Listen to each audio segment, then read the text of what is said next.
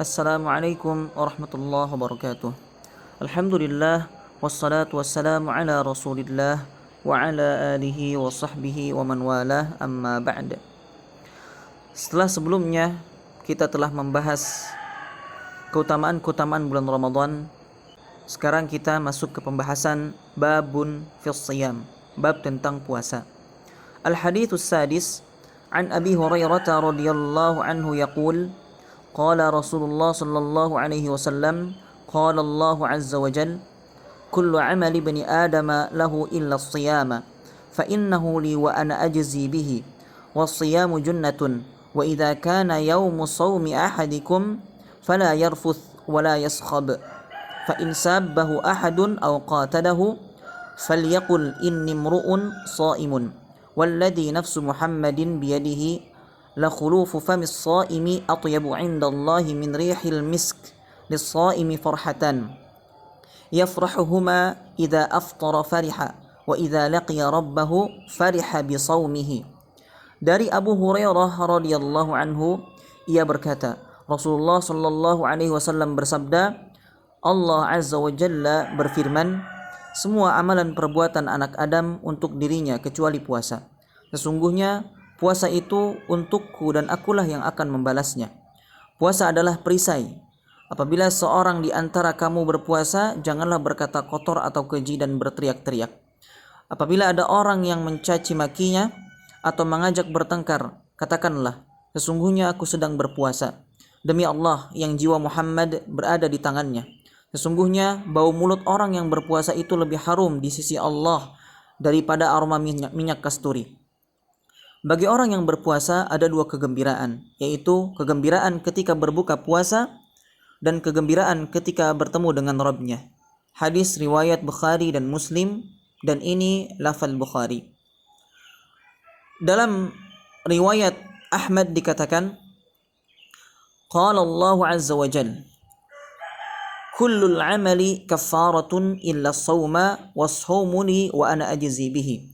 Allah azza wa jalla berfirman, setiap amalan adalah sebagai kafarah, tebusan, kecuali amalan puasa. Amalan puasa adalah untukku, aku sendiri yang akan membalasnya. Hadis riwayatkan Imam Ahmad. Syekh Su'aib Al-Arnaud mengatakan bahwa sanad hadis ini sahih sesuai syarat Muslim. Kemudian di dalam hadis yang lain juga dikatakan dari Abu Hurairah, Rasulullah sallallahu alaihi wasallam bersabda, kullu amali bani adama yudha'afu al-hasanatu 'ashru amthaliha ila 700 dha'fin. Qala Allah azza wa jalla, illa as-sawma fa innahu li wa ana ajzi bihi. Yada'u shahwatahu wa ta'amahu min ajli lis-sha'imi farhatani. Farhatun 'inda fitrihi wa farhatun 'inda liqa'i rabbih. Wa la khulufu fihi atyabu 'inda Allahi min rihil misk. Setiap amalan kebaikan yang dilakukan oleh manusia akan dilipat gandakan dengan 10 kebaikan yang semisal hingga 700 kali lipat.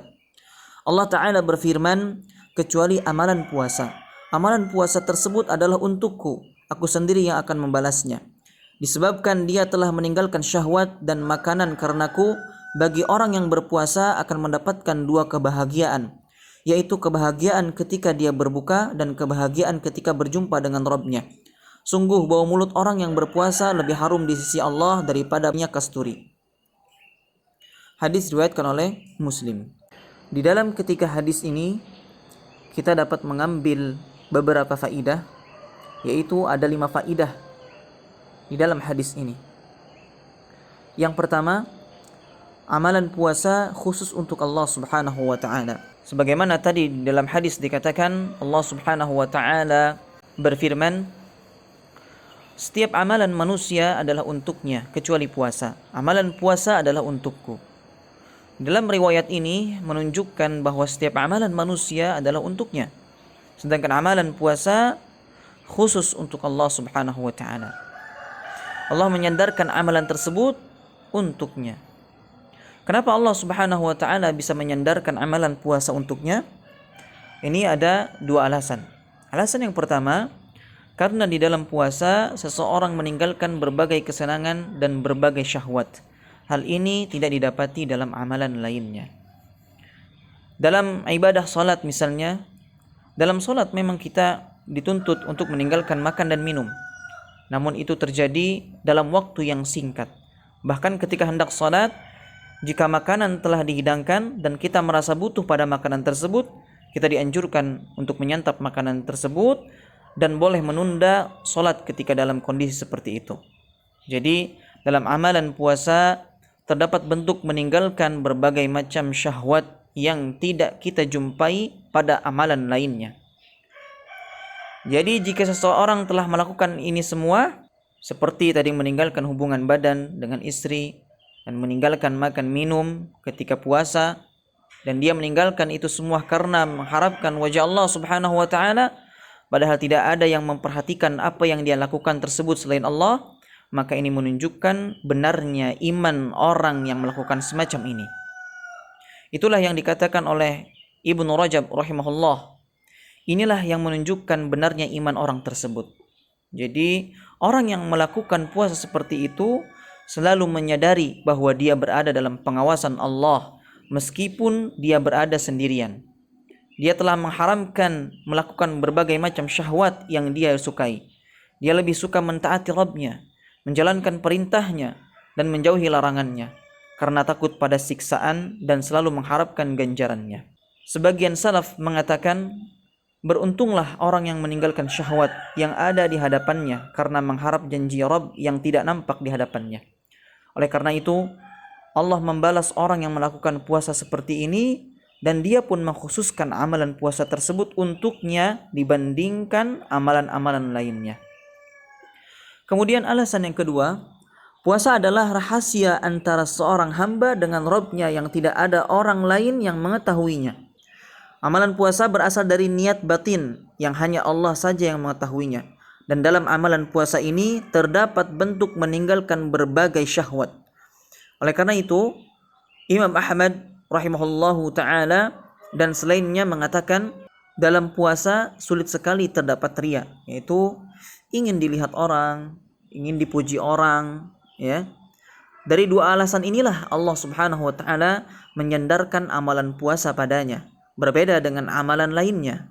Kemudian faedah yang kedua, sebab pahala puasa seseorang memasuki surga. Di dalam riwayat dikatakan Rasulullah Shallallahu alaihi wasallam bersabda, Allah Subhanahu wa taala berfirman, setiap amalan adalah sebagai kafarah, yaitu tebusan, kecuali amalan puasa. Amalan puasa adalah untukku. Sebagaimana yang dikatakan oleh Sufyan ibn Uyainah, pada hari kiamat nanti Allah Subhanahu wa taala akan menghisab hambanya. Setiap amalan akan menebus berbagai macam kezaliman yang pernah dilakukan hingga tidak tersisa satupun kecuali satu amalan, yaitu puasa. Amalan puasa ini akan Allah simpan dan akhirnya Allah memasukkan orang tersebut ke surga. Jadi amalan puasa adalah untuk Allah Subhanahu wa taala. Oleh karena itu tidak boleh bagi seorang pun mengambil ganjaran amalan puasa tersebut sebagai tebusan baginya. Ganjaran amalan puasa akan disimpan bagi pelakunya di sisi Allah Subhanahu wa taala. Dengan kata lain, seluruh amalan kebaikan dapat menghapuskan dosa-dosa yang dilakukan oleh pelakunya. Sehingga karena banyaknya dosa yang dilakukan, seseorang tidak lagi memiliki pahala kebaikan apa-apa. Ada sebuah riwayat yang menyebutkan bahwa hari kiamat nanti antara amalan kejelekan dan kebaikan akan ditimbang, satu yang lainnya akan saling memangkas. Lalu tersisalah satu kebaikan dari amalan-amalan kebaikan tadi yang menyebabkan pelakunya masuk surganya Allah Subhanahu wa taala. Itulah amalan puasa yang akan tersimpan di sisi Allah Subhanahu wa taala. Amalan kebaikan lain akan memangkas kejelekan yang dilakukan oleh seorang hamba. Jadi ketika tidak tersisa satu kebaikan kecuali puasa, Allah akan menyimpan amalan puasa tersebut dan akan memasukkan hamba yang memiliki simpanan amalan puasa ke surganya Allah Subhanahu wa taala. Kemudian faidah yang ketiga, bau mulut orang yang berpuasa di sisi Allah Subhanahu wa taala. Sebagaimana sabda Rasulullah sallallahu alaihi wasallam, Allah Azza wa Jalla berfirman, sungguh bau mulut orang yang berpuasa lebih harum di sisi Allah Subhanahu wa taala daripada bau minyak kasturi. Seperti yang kita telah ketahui bersama bahwa bau mulut orang yang berpuasa apalagi di siang hari sungguh tidak mengenakan.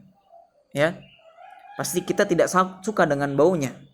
Namun bau mulut seperti ini adalah bau yang menyenangkan di sisi Allah Subhanahu wa taala. Karena bau ini dihasilkan dari amalan ketaatan, karena mengharapkan ridha Allah Subhanahu wa taala. Sebagaimana pula darah orang yang mati syahid pada hari kiamat nanti warnanya adalah warna darah, namun baunya adalah bau minyak kasturi. Harumnya bau mulut orang yang berpuasa di sisi Allah Subhanahu wa taala ada dua sebab. Sebab yang pertama, sebagaimana dijelaskan sebelumnya, bahwa puasa adalah rahasia antara seorang hamba dengan Allah di dunia. Ketika di akhirat, Allah pun menampakkan amalan puasa ini sehingga makhluk pun tahu bahwa dia adalah orang yang gemar berpuasa. Allah memberitahukan amalan puasa yang dia lakukan di hadapan manusia lainnya karena dulu di dunia dia berusaha keras menyembunyikan amalan tersebut dari orang lain. Inilah bau mulut yang harum yang dinampakkan oleh Allah di hari kiamat nanti karena amalan rahasia yang dia lakukan. Kemudian sebab yang kedua, barang siapa yang beribadah dan mentaati Allah, selalu mengharapkan ridha Allah di dunia melalui amalan yang dia lakukan, lalu muncul dari amalannya tersebut bekas yang tidak terasa enak bagi jiwa di dunia, maka bekas seperti ini tidaklah dibenci Allah Subhanahu wa taala. Bahkan bekas tersebut adalah sesuatu yang Allah cintai dan baik di sisinya. Hal ini dikarenakan bekas yang tidak terasa enak tersebut muncul karena melakukan ketaatan dan mengharapkan ridha Allah Subhanahu wa taala. Oleh karena itu, Allah pun membalasnya dengan memberikan bau harum pada mulutnya yang menyenangkan seluruh makhluk, walaupun bau tersebut tidak terasa enak di sisi makhluk ketika di dunia.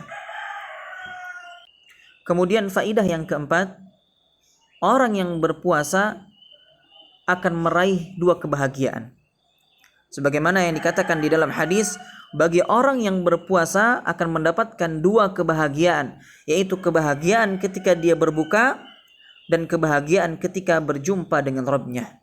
Kebahagiaan pertama adalah ketika seorang berbuka puasa.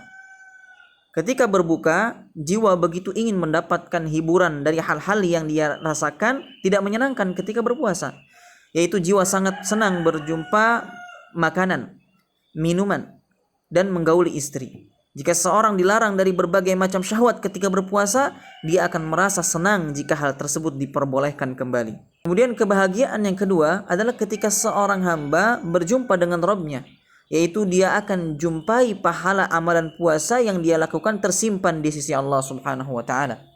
Itulah ganjaran besar yang sangat dia butuhkan. Sebagaimana Allah Subhanahu wa taala berfirman, "Wa ma tuqaddimu li anfusikum min khairin tajiduhu 'indallah huwa khairan wa a'zama ajra." Dan kebaikan apa saja yang kamu perbuat untuk dirimu, niscaya kamu memperoleh balasannya di sisi Allah Subhanahu wa taala sebagai balasan yang paling baik dan yang paling besar pahalanya. Surah Al-Muzammil ayat 20. Kemudian juga Allah Subhanahu wa taala berfirman, "Yauma tajidu kullu nafsin ma 'amilat min khairin muhdara." Pada hari ketika tiap-tiap diri mendapati segala kebajikan di hadapan di mukanya. Ya. Surah Al-Imran ayat 30. Juga Allah Subhanahu wa taala berfirman, "Faman ya'mal mithqala dzarratin khairan yarah." Barang siapa yang mengerjakan kebaikan seberat zarrah pun, niscaya dia akan melihat balasannya. Surah Al-Zalzalah ayat ke-7. Kemudian faidah yang kelima, dan ini adalah faidah yang terakhir.